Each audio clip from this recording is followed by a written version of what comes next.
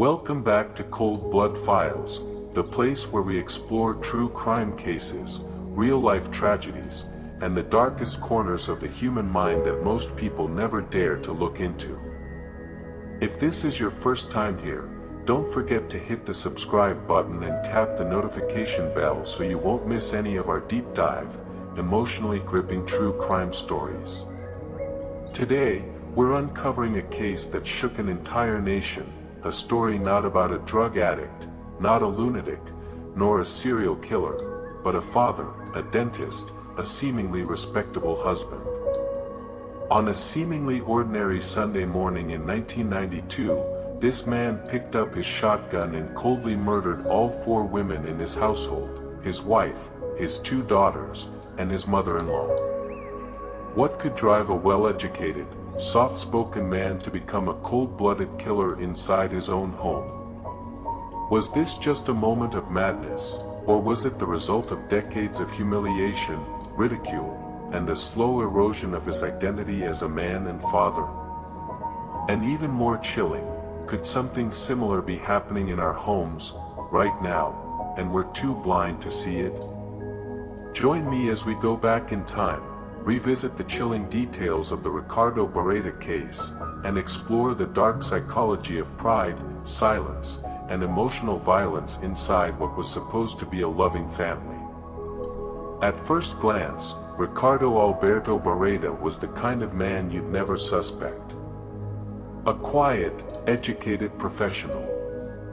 A dentist with his own practice. A father of 2 successful daughters. A husband. A provider. The kind of man who lived in a nice 3-story house in La Plata, Argentina, and greeted his patients with a clean white coat and a polite smile. But as the saying goes, sometimes the most dangerous storms are the ones that build in silence. Barreda had spent nearly his entire life doing what society expected of him. He studied hard, built a career, started a family. From the outside, it looked like a typical, maybe even admirable life. But behind the closed doors of his seemingly perfect home, something dark was growing. Ricardo lived with 4 women. His wife, Gladys MacDonald. His 2 daughters, Cecilia, a dentist, and Adriana, a lawyer.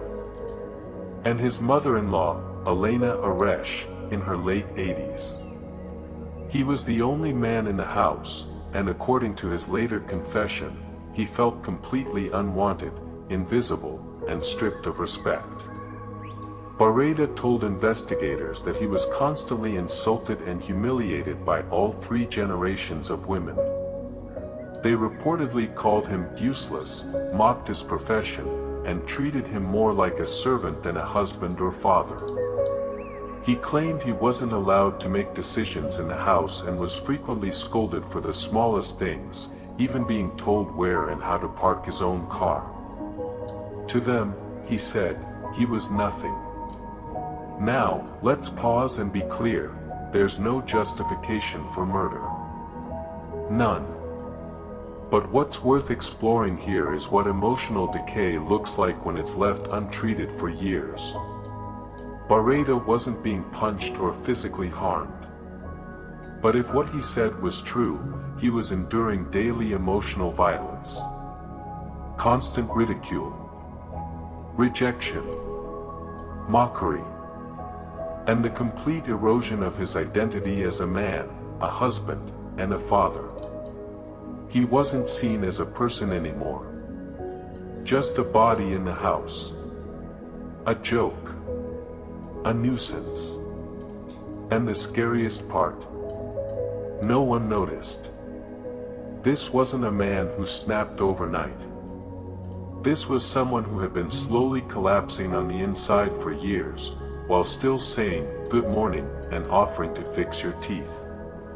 In many societies, especially in the early 90s, men were expected to stay silent, to be strong, to never complain, even when they were breaking.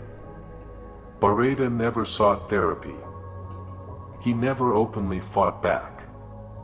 Instead, he buried the anger, every insult, every slight, every dismissal, until his inner world turned into a quiet, boiling volcano. And then, one day, it erupted. But before we get to that horrific Sunday in November 1992, we have to understand just how deep his resentment ran, and how his silence may have been the deadliest weapon of all. November 15, 1992, it was just another quiet Sunday in La Plata, Argentina. The sun was mild, birds were singing, and the three-story home on 48th Street looked peaceful, like any other day. No one could have imagined that within a few hours, 4 women would be lying in pools of blood, and the country would wake up to one of the most shocking family massacres in its history.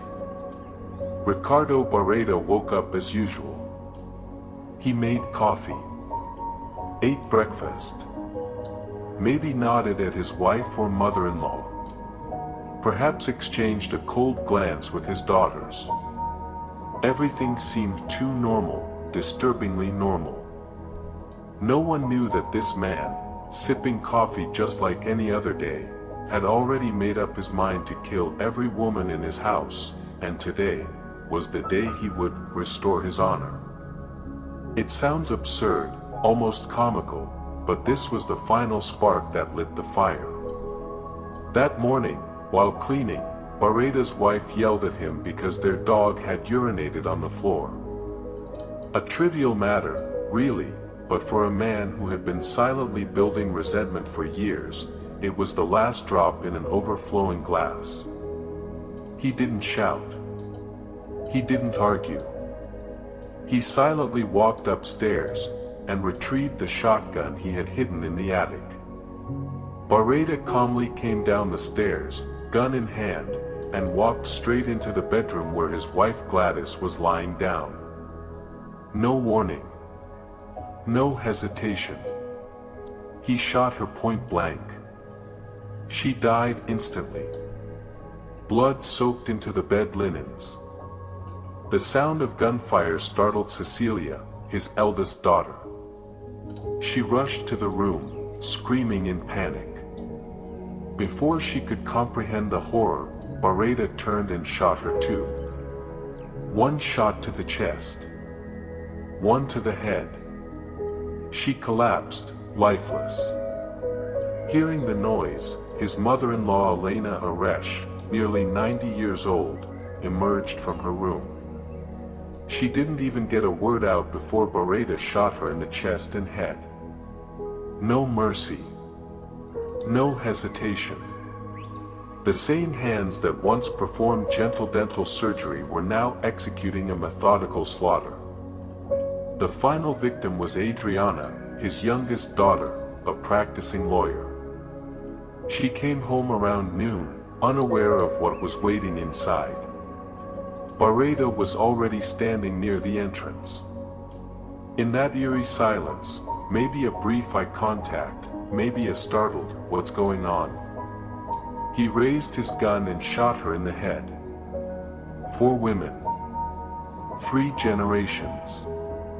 Years of bottled-up rage, humiliation, and psychological pain, all settled in just a few minutes of calculated murder. What's even more chilling is what Barreda did afterward. He cleaned the crime scene, picked up spent shells, wiped the blood, rearranged the furniture, as if trying to wash away the evidence and, perhaps, the guilt. Then, he drove off to meet his mistress, a woman he'd been secretly seeing. They spent the night at a hotel. According to his later confession, she was the only woman who made him feel like a man again. The following day, he had breakfast with her, talked casually, bought a newspaper. And in that newspaper was a headline about the brutal murder of 4 women in La Plata. Barreda didn't panic. He simply walked into a police station and turned himself in, as if he had known this moment was coming all along. When questioned about why he did it, Barreda answered calmly, "I was humiliated. I was no longer a man in that house. They killed me a little more each day. Now it was my turn to take back my dignity. There were no tears, no begging, no denial. And what shocked many was not just the crime itself, but the fact that some people sympathized with him. When Ricardo Barreda turned himself in, the nation was horrified, but also, strangely, divided. He had killed 4 unarmed women, his entire family. He had confessed. He had shown no remorse. The case was open and shut, or so it seemed. But as the trial began, something deeply disturbing started to emerge, not just about Barreda, but about Argentine society itself. The courtroom wasn't just a place for legal arguments, it became a national theater. Every day, headlines screamed. The dentist who killed his whole family. Is he a monster, or a victim? Barreda's defense was built around one central theme. He was a broken man, emotionally destroyed by years of abuse. His lawyers painted him not as a cold-blooded killer, but as a man who had been silenced, mocked, humiliated, and psychologically tortured. And then something unexpected happened. A portion of the public began to sympathize with him. As twisted as it sounds, Barreda became a symbol, not of justice, but of silent male suffering. Some men wrote letters saying, "I understand him. I've been there. He finally stood up for himself.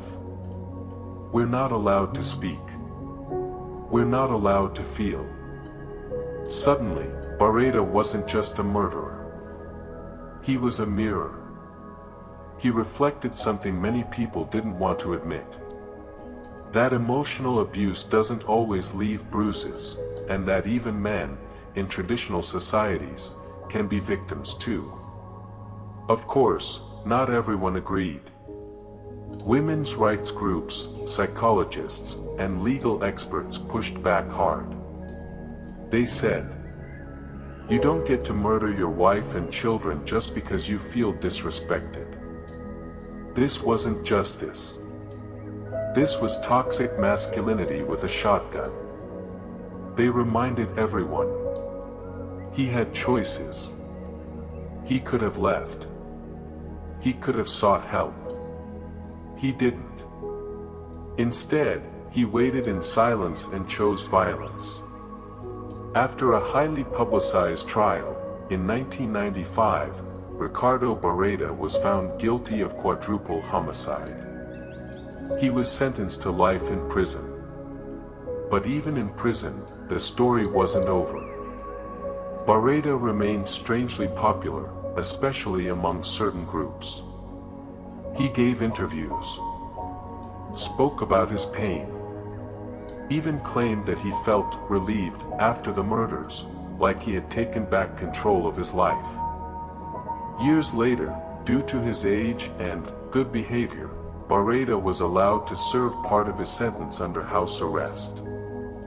Yes, you heard that right, a man who killed his wife, 2 daughters, and elderly mother-in-law was allowed to go home. He lived for a while with his former mistress. But eventually, even she left him. By 2011, he was alone, an old man, in a modest apartment, clinging to memories of a crime that had once made him a national headline. In 2020, Ricardo Barreda died in a public hospital, at the age of 84. No ceremony. No mourning.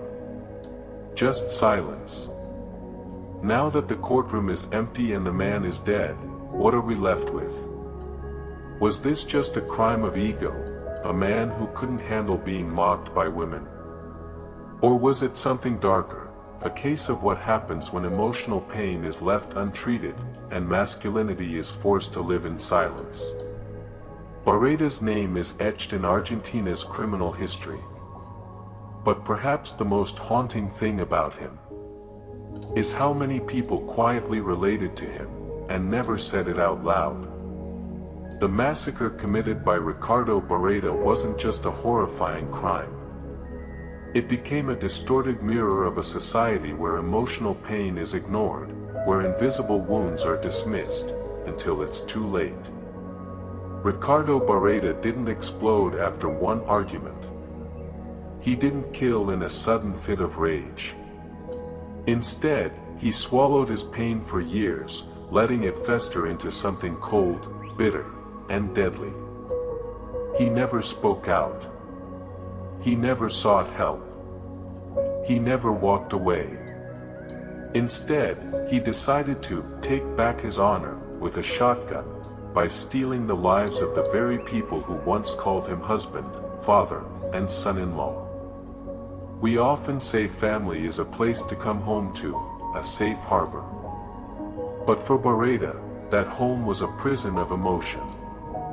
We don't know exactly what happened behind those closed doors. There are only claims that he was mocked, humiliated, and treated like a parasite. Maybe it's true. Maybe not. But one thing is certain, Barreda couldn't take it anymore. And instead of speaking, he killed. Some pitied Barreda. Others despised him. But the truth is, no personal pain ever justifies taking another person's life. No matter how hurt, humiliated, or broken someone feels, murder is never the answer. His crime forces us to ask hard questions. How many men out there are silently suffering? How many families are emotional battlegrounds in disguise? And how often do we truly listen before someone finally snaps? One of the reasons this case remains so controversial is that it touches on the dark side of masculinity. Barreda once said, "I was no longer a man in that house." That was the cry of someone who felt stripped of his value, his power, and his identity, things society often ties to being a real man. But instead of rebuilding his self-worth in healthy ways, he tried to reclaim it through violence, control, and blood. If we are to learn anything from Ricardo Barreda, it shouldn't be sympathy for a killer. It should be the understanding that emotions that go unspoken eventually explode. Violence isn't always physical, sometimes it's in words. And that everyone, even men, needs the space to speak their pain, before it destroys them or drives them to destroy others. Ricardo Barreda died alone. No one by his side. No funeral. But his name still lingers, as a cold warning of what happens when silence hardens, and hurt goes untreated. The case of Ricardo Alberto Barreda isn't just another headline in the true crime genre. It's a deep, emotionally charged tragedy that leaves us with more questions than answers, and demands reflection. Some see him as a brutal murderer, a man who killed his wife, 2 daughters, and mother-in-law in cold blood, then calmly ate lunch, hid the weapon, and misled the police. But others argue that Barreda was a victim of long-term emotional abuse, humiliated and emasculated in his own home, until one day, he simply snapped. So here's the haunting question. Can someone be both a victim and a killer? And when a person feels stripped of their dignity, value, and identity, how dangerous can that psychological pressure become? Barreda was sentenced to life in prison, but was later granted parole and spent his final years in obscurity, poverty, and isolation. Some believe his punishment wasn't enough for the monstrous crime he committed. Others think that being completely abandoned by society, dying alone without family, was the most painful punishment of all. In this case, justice wasn't only about the legal sentence. It also lived in the quiet judgment of the public, in the ongoing debate about forgiveness, accountability, and the limits of empathy. Barreda's story forces us to confront uncomfortable truths about the psychological damage caused by emotional violence within families, the silent pressure of toxic masculinity and gender expectations, the dangers of unspoken pain and poor emotional communication, and above all, the desperate need for mental health awareness, emotional education, and open listening. Though this tragedy happened in the 1990s, its echoes still speak to our world today. If this story moved you, made you think, or opened your eyes in any way, please consider liking this video, subscribing to the channel, and sharing your thoughts in the comments below. Because true crime stories are not just about the horrors of the past. They are mirrors, reflecting the hidden fears, emotions, and cracks in our modern lives, things we must face before they turn into tragedies of our own. See you in the next video. Take care, stay aware, and never stop questioning.